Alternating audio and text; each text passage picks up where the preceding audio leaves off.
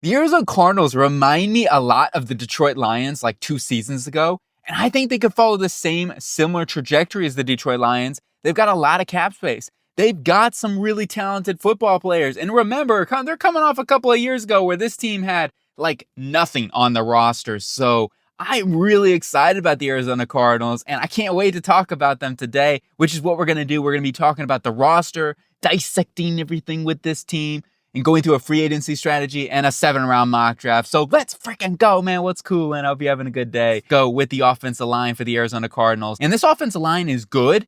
The problem is they've dealt with a lot of injuries this season, and that's certainly stepped them back. Most recently losing Paris Johnson for the season. He is one of the better up-and-coming left tackles in all football, and I think at some point he will be an all-pro level left tackle. He certainly looks the part, and I'm feeling great about that as your franchise left tackle. Just got to avoid big injuries and whatnot. And then you got Kelvin Beachum, who stepped up for him right now. He's 35, but he said, hey, I want to keep playing. So I wouldn't be surprised if they bring him back once again to be a swing tackle for this team, which I'm all fine and dandy with. Now you move to the interior, where they've started to, you got a lot of free agents. Now, there's some up-and-coming ability with Isaiah Adams, who's stepping in right now at that right guard position. Tristan Colin's also been there, too, in that right guard position, kind of being a good swing guard for them. Evan Brown's been solid for them this season. I expect him to be certainly somebody they try to bring back as well, because he's been a nice solid rock for them. I'm not saying he's an elite guard or anything like that, but he's been good. So I think you should try to be bringing him back, if nothing else, and I don't think he'd be super expensive either. You got Yelda Froholt, who's been nice at the center position for them too, and he's under contract for this following season as well. Now, long-term wise, you're hoping John Gaines can be the future center because Froholt is only under contract for one more season, so that could be something where maybe they look at drafting somebody else depending on how they feel about John Gaines. However, I like John Gaines coming out of UCLA, and I think he could certainly at least compete, and that's why I'm not like overly worried about it in this draft class, especially since the center position in this class is a little interesting. Maybe it's a day 3 pick, but I wouldn't certainly not spend a day 2 pick at the center position for them right now. I think guard could be in a question, but it does depend on what we do in free agency before we get into where do I think they need to go at that right now. You do have Isaiah Adams, and so far from what I've seen, he's been up and down. I've seen him get beat at times in pass pro, especially on some stunts. And those are things as a rookie you get better at, with timing and everything like that when you get cohesion with your offensive linemen around you. So I expect him to get better. He certainly has the strength and the size profile to be a really solid offensive lineman. So I think in general, this interior is looking okay. And especially if you re-sign or sign somebody in free agency, it shouldn't be terrible. My biggest question actually for them right now is the right tackle position. Yes, you got Kelvin Beachum, who can play left and right tackle. And as I talked about earlier, he's playing left tackle right now for Paris Johnson. And Jackson Barton he's been playing over there at right tackle right now. And you got Christian Jones, and maybe he develops into a long-term starter for this team. So let's keep an eye out on that, but I'm not ready to bank on that. So that's why I'm saying with Jonah Williams and his injury history, plus he's going into the last year of his contract, I do think it makes sense for this team to seriously look at the right tackle position. So I could even see this being a first-round need for them. It's a first through third round type of priority need, and depending on what they do in free agency, which I would suggest you go out and draft somebody because you have Jonah Williams under contract already being paid. So I think this is more of a draft need than a free agency need. So that's kind of what I'm looking at here. Round 1 through round 3 is a right tackle. Moving on to more of the weapons and the tight ends here, starting off with Trey McBride in this tight end room. And the tight end room's really good. I think they're not really a huge need here at all. Trey McBride's a top 5, top 3 tight end in the NFL and one of the best receivers, if not the best receiver currently on this roster. I think Marvin Harrison Jr. will end up being the team's number 1 with time, but Trey McBride has been phenomenal. And finally got his first touchdown. Let's go. He deserved it, man. It was about time. But you do have Tip Ryman, who they spent a 3rd-round pick on, been a nice solid blocker for them early on. And I expect him to be more utilized as year number 2 goes along, et cetera, et cetera. So I'm not worried about that. Elijah Higgins has really been a nice little, surprise for them. Converted receiver from Stanford. He's got some good speed and some solid size to him that can be a mismatch type of target for this team. And they use tight ends as much as anybody in the NFL. Drew Petzing's offense really revolves around getting tight ends out there, whether it's 2 tight end or even 3 tight end sets. So they could invest in this tight end room once again because they probably do need a 4th tight end for them to have just for injuries, etc. But for right now, I would say in general, this is not a huge need, especially with year number 2 of Tip Ryman, keeping Elijah Higgins. Obviously, he's under contract. You got Trey McBride, who's going to get a nice extension very, very soon. So in terms of their starters and their depth, like they've got really, really solid players here. And I expect them to not really need to add a whole ton. Maybe it's a veteran and free agency. That's really the only thing that I would say you added to this room. Onto the wide receiver position here, and it starts with Maserati Marv. And Marvin Harrison, while he hasn't had the rookie season that maybe a lot of people were looking at and expecting him to have, and he does need to get better in certain areas. I mean, I think that he needs to get better at the catch point, which is a bit of a surprise coming out of Ohio State. And some of those jump ball plays he just hasn't been able to make. And I think he also needs to just kind of work towards coming to the ball back a little bit more consistently as well and getting in more sync with Kyler Murray. So that's really what I've noticed as being the problem. I don't think it's really anything to do with his talent. I think he's super talented, and I expect him to be a number one receiver at some point, or at least a high-end number two, because he is a really good football player. And I still see that what I saw at Ohio State, it's not like it's dramatically changed. There's just some things he's going to have to work on, get a little bit better. And I also think it's partially just on that cohesion in the offense and Drew Petzing kind of still getting this thing together and whatnot with Kyler Murray. So I think year two with this, I think will be better in general. So I'm not ready to hit the panic button with Marvin Harrison and heading into year number two. I really do think things will get better. And then you got Michael Wilson, who's a solid number 2-3. I am looking to upgrade, though, in terms of that. Okay, I think that they need to add somebody else into this receiving core. You got Greg Dortch, who hasn't quite been able to step up into that number 3 role here. He's a good return man and special teamer, rotational player, and I'm okay with them keeping him around like he's a solid football player. However, I think they need a field stretcher in this offense and somebody that can really kind of take that top off the defense. So that's kind of what I'm looking for in this offense. Overall, I would say that this is a free agency and draft need. In terms of where I'd take somebody in the draft, I would say it's between round 2 through round 5 in this draft for this team. It depends on what they do in free agency as well. Like, I think they're going to sign in somebody. For me personally, I think that they definitely need to be looking to sign somebody in here too, because they've got cheap wide receivers right now, if you all think about it. I mean, Marvin Harrison's their most expensive guy with like an $8 million cap hit going into next season. But besides that, Michael Wilson on a rookie contract, Greg Dortch, if they bring him back, I wouldn't imagine be super expensive. So I fully expect them to spend a little bit of money. I'm not saying they're going to break the bank, but I would expect them to spend a little bit of money on another wide receiver as a number 2 guy in this offense. Because Zay Jones, Zach Pascal, free agents, Greg Dortch, also a free agent. You got Xavier Weaver and some practice squad guys. So I'm going to be looking at in both departments, at least at depth. And then running back wise, James Conner, one of the best running backs in the NFL. I mean, he just breaks tackles like crazy. He's got good vision.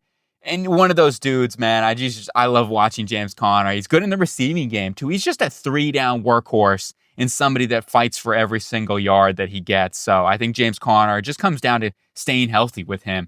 And you do have Trey Benson as a great backup. Amari DiMercado as well as a really good backup. So between those two guys, you got Michael Carter, who's even stepped up at the end of the season for injuries and actually wasn't too bad last week and might get a chance to start again this week. So DJ Dallas, more of a return man. They could move on from him if they want to get another returner elsewhere, could save a little bit of money if they have to. But DJ Dallas is a good returner, so I don't expect them to have to do that. It's something that they could do possibly. But in terms of this running back room, this is not a need. This is something they're in a really good spot, in my opinion. Quarterback-wise, here we go. This gets interesting, right? Because there's a lot of conversations and real conversations out there discussing possibly moving on from Kyler Murray. I'm not in that camp, so I'm going to be straight. I believe in Kyler Murray. I still view him as a top 15, maybe even a top 10 quarterback, depending on the season, and could be even higher. Like, he has all the tools to be a top 5, top 7 quarterback in the NFL. Now, I view him more in that Dak, Stafford, 7 to 12 range, and is in my view for Kyler Murray. And he's a good player. He's somebody that can make plays, obviously, and what he can do with his legs is rare in the NFL, right? It's Lamar Jackson level of talent, and with his athletic ability, well, maybe not that good, but he's certainly a really athletic guy. And the thing about Kyler Murray that has been frustrating this year is the turnovers. And not just turnovers, but the costly turnovers. So I can understand why people are frustrated with Kyler Murray. It's like, why are you making that read at the end of the game? And it is really challenging. And it's not all on Kyler Murray. It really is. And he's also had some misfortune, right? It's just, for example, this past week, slightly over the head of Trey McBride, tipped off his hands, and then Ahkello Witherspoon picks it off and ends the game. So there's just stuff like that that's happened this season. And some of it's on Kyler Murray. I don't want to make excuses for him either. So it comes down to just a little bit of everything. And sometimes you just get a little unlucky. I still think Kyler Murray is a really good quarterback. And while maybe in the future it doesn't work out and at some point they might have to move on, I'm not ready to do that yet. I still view Kyler Murray as the franchise quarterback. I'm keeping him around. I'm continuing to improve this roster. They've got a lot of money in free agency to build around here and more draft picks to add more talent as well. So I think Kyler Murray should continue to be this franchise quarterback. And this is something in question, especially in this draft class, I'm not looking to address. On to the defense side of the ball.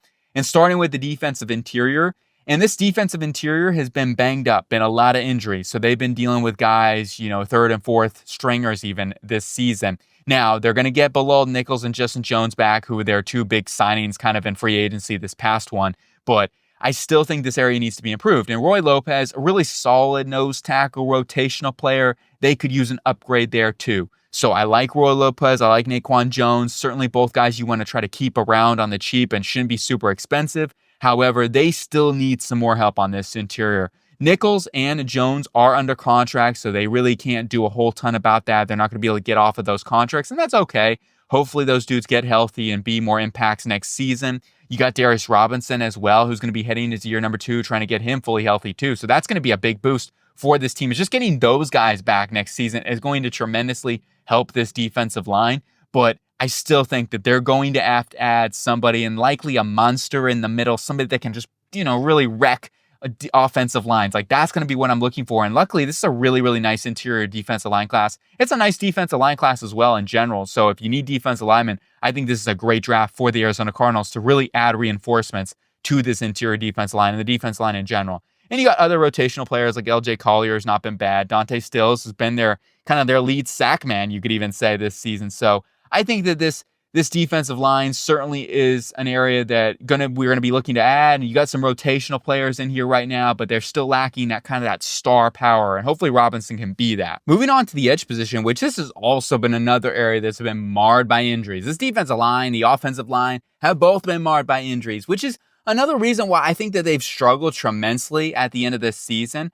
But I do think Nick Rawles has done a really good job to put this defense together and do as good as a job as possible. So I do feel like some optimism with Nick Rawles as a defensive coordinator and what he's been able to do with such a banged up squad. And just imagine when they add more talent, when they get more experience together, how much better this defense really could be. So that's something you have to look at here.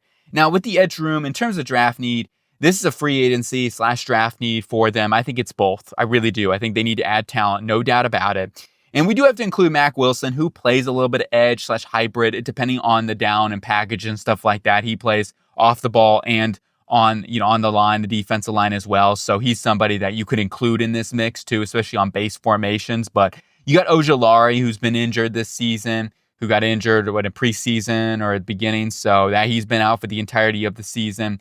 You got Dennis Gardeck, who's been out for this season.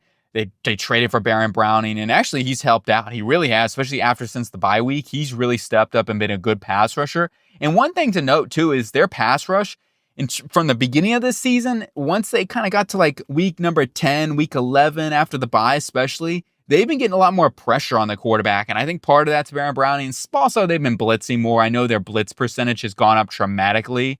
So that's been helping them get after the quarterback a lot more too. So that's certainly helped out this pass rush in general. Don't get me wrong though, it needs to be improved, right? You got other guys like Jesse Luketa, Julian Aquara has been a rotational player, Victor Dimukeje, even Xavier Thomas this week had a nice strip sack. So it's been coming along. Vavian Collins has come along, been solid for them. Overall, they don't have that number one guy in here, right? They are really missing that dude. And you don't have to have a number one guy, but they need to add some plus starters into the room. And that's what I'm going to be looking for between free agency and the draft. On to the linebacker position now. And you got Kaiser White as your main linebacker, traditional linebacker in the room. And as I talked about earlier, Mack Wilson, a lot of times he's played on the line of scrimmage, and he's used as somebody who can even blitz, get after the passer, as an edge rusher, drop back into coverage. He's been a really nice piece for them. And both of these guys have been solid. Kaiser White has been the green dot. He's been the vocal leader there, and he makes plays. I think you can definitely upgrade from Kaiser White. So this is going to be something I'm trying to invest in, whether it's free agency or the draft. Both areas possibly too. Their depth is a little thin. So I expect them to add somebody in the draft and then also in free agency here because of the lack of depth in this room. You got Owen Popo, Chris Barnes, whatnot. So yeah, I'm going to be certainly adding to this room and trying to add somebody that can be more of a coverage player. I think that's what they're missing in this room. Somebody can kind of cover ground a little bit better and has more instincts in that regard. As I talk about, Kaiser White, he's a good football player, but that's kind of the one area of weakness. He's more of a run defender type of dude. And Mack Wilson's the same. He's better. I love that versatility that he brings to the table, but they are missing that guy who can be more of a coverage player in this room. Moving on to the cornerback position, and it's a solid room. It could use a number one corner, absolutely. But there is a lot of potential in this room. And that's where I feel like there's certainly some optimism here in this cornerback room. You got actually kind of your number one in Garrett Williams, who's been phenomenal. I mean, phenomenal. Had another great week versus the Rams. Had a nice pass breakup on Cooper Kupp. A big one, too, on third down. This guy can play. I'm telling you, this dude, he can play around the line of scrimmage. He's got fluidity. He can cover dudes one-on-one. I really like Garrett Williams. So he is certainly a top-tier slot in the NFL already. And then on the outside, you got Max Melton. You've got Sean Murphy-Bunting, and Starling Thomas has also been a nice, solid player for them. They've really been rotating between Thomas and Max Melton. So between those two guys, they've kind of played, simultaneously with each other. And I just list Max Melton there, but ultimately they both have kind of been on and off in terms of starting and who's been the backup. Mainly has been Max Melton, but Thomas has certainly been playing really, really solid at times. He's led up some big plays here and there, but I think he's got all the tools. And once again, I think between those two guys, you got Elijah Jones, who will be getting healthy next season, who was a third-round pick. So, I feel like they've got talent in this room.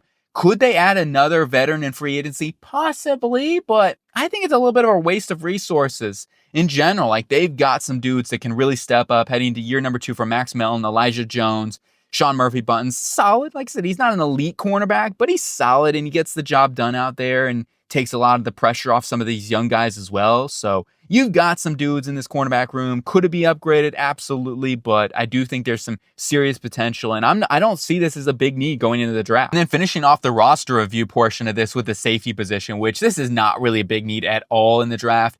You just re-signed Budda Baker, who's a stud. Now, I do think he can work a little bit better at times deep-wise. I have seen him get beat a couple of times throughout the season. Overall, though, I mean, he's a missile. He is just a missile making plays. So Budda Baker is a stud. He's one of the best safeties in the NFL, no doubt about it. Just want to see him get a little bit better in the coverage department. That's the one thing I will say.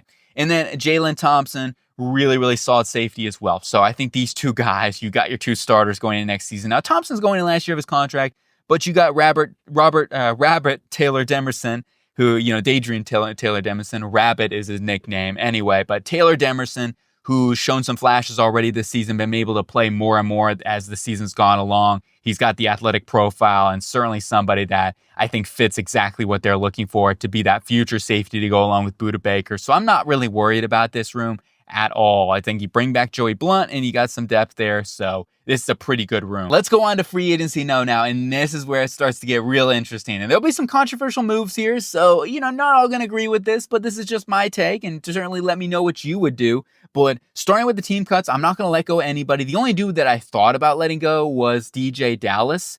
You could save a little bit of money there, and he is a good kick returner, so that's why I decided, let's just go ahead and hold off on that. They have money. If they decided to come training camp, they could end up moving on from him if they wanted to save a little bit of money, so that's certainly an option. But let's go on to the re-sign period for the team, and starting with the offense, Michael Carter, I want to bring him back as some good depth.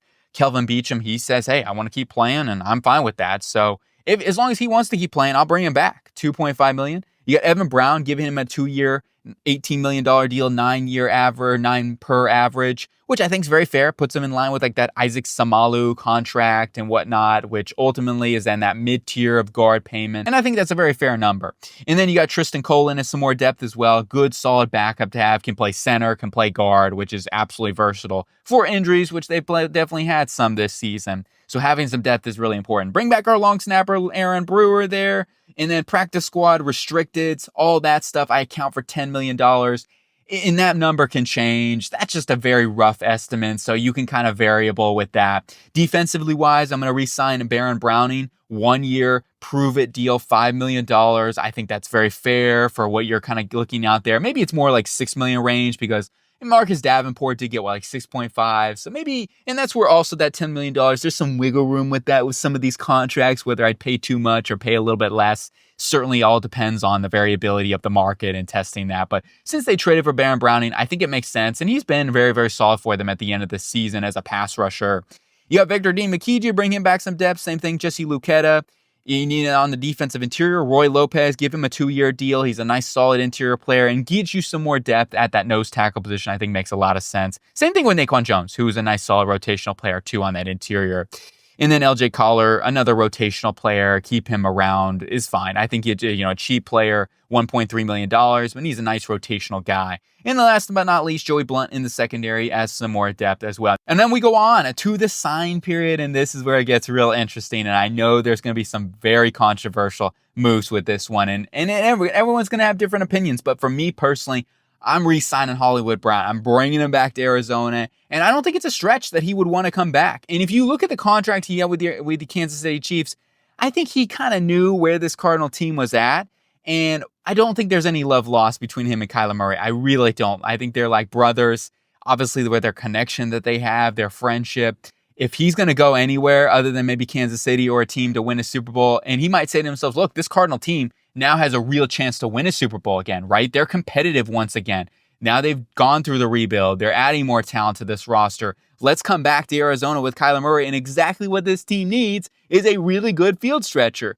And yeah, the injuries with Hollywood Brown have been a bit of a concern with him, but he's still played a good chunk, and you might have to bank on losing him for 1 or 2 games of the season. Hopefully, we don't have a resemblance of this past season with Kansas City, but he is a good football player when he's out on the field, and he will help out this offense to be a number 2 wide receiver with Maserati Marv and Michael Wilson. So I really like what he brings to the table and exactly what this team really needs in this offense. So as controversial as it takes, bring Hollywood back. And I think it would be absolutely phenomenal for him and Kyler Murray in this offense. And then on the defense side of the ball, a couple of big signings here as well. Khalil Mack, 1 year, $20 million, $15 million of guaranteed money. Well, I mean, look, I put a $5 million void contract, so it'd be kind of like what they do with a lot of these contracts, add like another void year to this. So it'd be 2 years. One would be a void year, $5 million to just kind of lower that cap number, which is something like I said, a lot of these teams do that nowadays to save a little bit of money on their cap. But Khalil Mack's going to be that veteran in the room. If nothing else, he's going to help out these young guys in this edge position because they got a lot of young guys. And that's why I'm kind of leaning more towards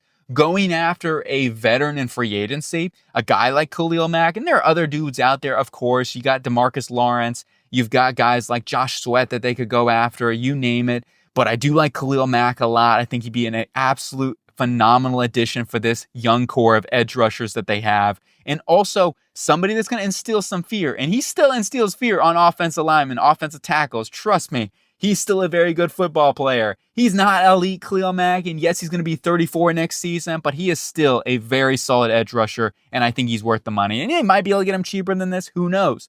However, I think it's very fair and certainly going to help out this edge room.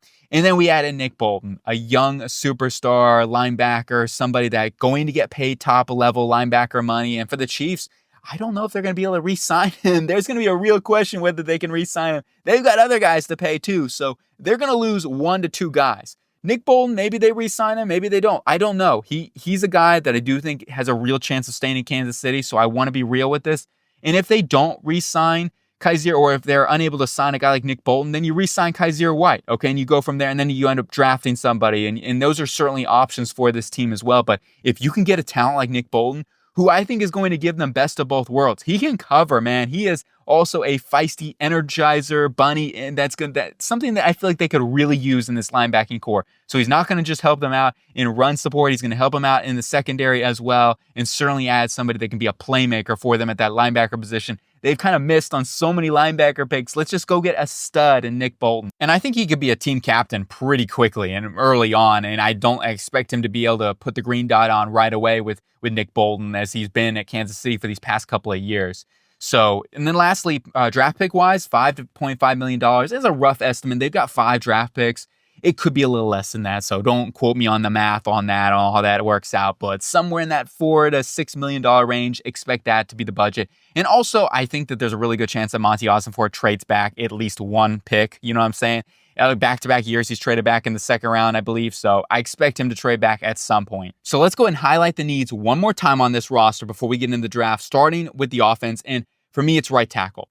I'm not ready to bank on Christian Jones being the future right tackle for this team, and I don't know if Jonah Williams is going to even play another snap for this team. Like, I'm seriously worried. The knee injuries, they're adding up, man. He's just got put on IR, and he's ended the season as well, so it's getting concerning for this team. And that's why I think that right tackle is low-key a big need for this roster. So I'm going to be looking at this early in the draft. Other than that, on the offense side of the ball, I think they need another wide receiver. So I'll be certainly looking to add one more player, one more weapon into this room. It could be a tight end, depending, especially if Drew Petzing is still the OC for this team. He might want to draft another tight end, another playmaking tight end. I think that could make sense. But I certainly will be looking at like a wide receiver to add some more depth in this room. Maybe in a quarterback late, like a backup, potentially developing a backup. I don't know if Clayton Tune's going to be long-term backup, but I think they could at least add somebody. And then defensively wise, I think defensive interior is the top priority for me, at least personally. I'm going to try to add a big guy, somebody that can just be that monster presence on that defensive line. Getting Bilal Nichols and Justin Jones will be huge for them, and adding Darius Robinson, year number 2, is going to be instrumental as well as another pass rusher for them. And adding some dudes in free agency, of course, with Khalil Mack's going to be huge as well. But I think you need to add somebody tremendous on that interior that can help them out. And then I think that we are also looking at another edge rusher still, because I still think that's something we need to add, and certainly looking at that for the future. After that, though, I think it's just a little bit of depth. Maybe a linebacker if we have enough picks. We only have 5 draft picks currently, and I'm not going to project trade backs. I do think it's going to be very realistic that Monty Ossenfort does that, but I'm not going to project it. Cornerback-wise, I'm not super worried about it. Same thing with safety. It's the moment you've been waiting for. It's draft time. Let's go. And it is time to get into this first selection for the Arizona Cardinals at number 14. And I'm going to be taking Josh Simmons, tackle, the Ohio State University. Yes, they go back to the Ohio State University to get another tackle and hopefully another beast. Josh Simmons is somebody that I think could go top 10, especially in this draft class. If it weren't for the knee injury, I actually fully expect him to go top 10. But with that, he could slide a little bit, and I think it makes so much sense. And I understand the concern. You're like, well, we got Jonah Williams and his knee injuries, but hopefully Josh Simmons, it's just a one-off thing, gets fully healthy, and you don't have to start him right away either. You still have Kelvin Beachum, who re-signed, so he can certainly slide in there at that right tackle position. You got Christian Jones, who I think is going to be a really nice swing tackle for them. But Simmons adds bookend elite tackles for this room. He's a really good athlete, and he is powerful, man. He's got some powerful hands. He can move dudes in the run game, and I think it's just a matter of, for him, other than the knee injury, in terms of just what's on the field, what he needs to improve upon, it's just his hand usage. But he was definitely better this season, so that's kind of my biggest question, though, with him. But certainly a really, really good tackle prospect. And I just love the idea of getting bookend tackles, too, for this team for hopefully the next, 8+ seasons would be tremendous. And then we go on to Deone Walker, interior defense lineman, Wildcat, Kentucky. This guy is a wildcat, man. And I'm telling you, this guy has sky-high potential to be a top 10 defensive tackle in the NFL. Maybe not a top 5 defensive tackle. He legit, you do not find dude 6'6", 348 pounds, or whatever he comes in at, that move the way that this guy does. He's got a good first step. He's explosive. And he's got some nimbleness to his game as well, which is insane. As a pass rusher, he overwhelms dudes. The problem with him is I need to see him get stronger with his hands to get off blockers more consistently, be able to sink and anchor down in leverage, right? He just gets pushed back one too many times. And I know you're saying, well, as a nose tackle in this defense, you worry about that. And I understand that. But that's why we brought back Roy Lopez and Naquan Jones as that depth. I'm not saying that Deone Walker is going to be a day one impact starter, but he's certainly going to be a rotational. He'll be an impact. He'll definitely get after the passer. He just needs to work on that. Another part of it is playing so many snaps at Kentucky. He's not going to have to play that many snaps here for Arizona. So I think it makes a lot of sense to be able to develop him. If you can get him to utilize those hands, get stronger, get off blockers, get better with his leverage, he's going to be a tremendous force and a very tough guy for teams to have to deal with on that interior. On to round number 3, and I'm going to go and take another edge rusher for this team. Hosea Stewart, edge rusher from Michigan. He's going to certainly add some more depth for this team. And as I talk about, remember, we only got Khalil Mack for one more year, but adding somebody else into this room is still paramount. I want to add as many pass rushers as possible to this room. And nip this in the butt once and for all for the Arizona Cardinals. They need to add more pass rush. And Hosea Stewart's been that dude. He's explosive, super explosive. I think he's a perfect scheme fit, too, for them in this 3-4 defense. Somebody that can drop back into coverage as well. He's got the athletic traits to do that. And at Michigan, he is able to do that as well. So somebody that gives you that ability off the edge, super high motor player, one of the highest motor players in this class. So I like that about him, too. So the size is a limiting factor. I understand that, but he can kind of get away with it in this scheme. And then also you look at it and I say, well, does he have tremendous arm length? No, and that's okay. But once again, I think he's going to be a tremendous motor player and somebody that certainly adds more pass rush to the room. On to pick number 4 here in round number 4, and I'm taking Pat Bryant, wide receiver, Illinois. Just adding another jump ball specialist on the outside, and that's really what Pat Bryant brings. I think he's going to be a very, very nice vertical go ball type of player for whoever ends up drafting this guy. He's got good size, 6'3", 200 pounds, which he doesn't, to me, look like that. He looks a little thin just watching him on film, and I think that's going to be a bit more of an issue versus press coverage, tight coverage. Teams are going to get their hands on him, and that's something he needs to show more consistently, especially at the Senior Bowl. I think that's going to be the big tell for him on whether or not he goes day 2 or goes day 3. But I love his size. I love his catch point ability and the way he plays the football. He attacks the football, and I love that about him. So as somebody to be another jump ball specialist on the outside, I think that makes a lot of sense for them. And what Kyler Murray does well, too. And then we go on to the final pick, Curtis Rourke, Indiana quarterback, formerly of Ohio. I think in general, you're getting a really solid quarterback, somebody with solid size, or actually really good size. You have solid pocket maneuverability. While he's not an elite athlete or anything like that, he knows how to maneuver the pocket. And I also like his anticipation. I mean, he's a really good outside the number thrower as well. But I mean, obviously he doesn't have the insane arm talent. You're not going to see this guy rip at the ball 60, 70 yards on a rope or anything like that. And some of it's also schematically with their offense and whatnot. But yeah, I mean, I like Curtis Rourke. I really do. And I think that he's going to be a really, really nice backup that could end up being a starter at some point in his career. So I could talk about it, take a chance on a quarterback to at least add a good backup for Kyler Murray. So let's go ahead and recap everything up after the draft, after free agency, everything we've done, and hopefully getting this roster to a championship level team, starting with the offensive line. As I talk about Jonah Williams, it's unfortunate, but I'm really a little concerned. Let's just be honest, okay? With him being able to play next season, at least a ton of reps. So I'm drafting somebody. I think Josh Simmons, especially in this tackle class, getting somebody in that mid-first round range, I feel like is where the value is too in this draft. So it's also, I feel like, what's going to be BPA too for this Arizona Cardinal team when they're looking on the board. At least there's a good chance. I'm not saying you rule out an edge rusher, rule out interior defensive lineman. At least what we did in free agency, you probably would be looking at a guy like Kenneth Grant possibly too. Could be a real option for them as well. But I really like getting Josh Simmons, getting bookend tackles. You line it up with Paris Johnson Jr. and Josh Simmons. That could be an elite tackle room. You got Christian Jones as your swingman for the future, right? So those are your long-term 3 tackles because Kelvin Beachum is getting a little bit older. Obviously, we re-signed him to be the swing tackle going into next season. However, Jones, Simmons, and Johnson would be your long-term 3 tackle room. And then on the interior, mainly we focused in on free agency, but we brought back Evan Brown and Tristan Colin, Isaiah Adams. I'm letting him be the starter, okay? And I understand there's some uncertainty, and that's where my ranking reflects, but he has all the potential to be a really, really solid starting right guard. So I'm not like overly concerned about that. We also add some more depth to the receiver position. Of course, we had in Hollywood Brown and in free agency, Pat Bryant in the draft.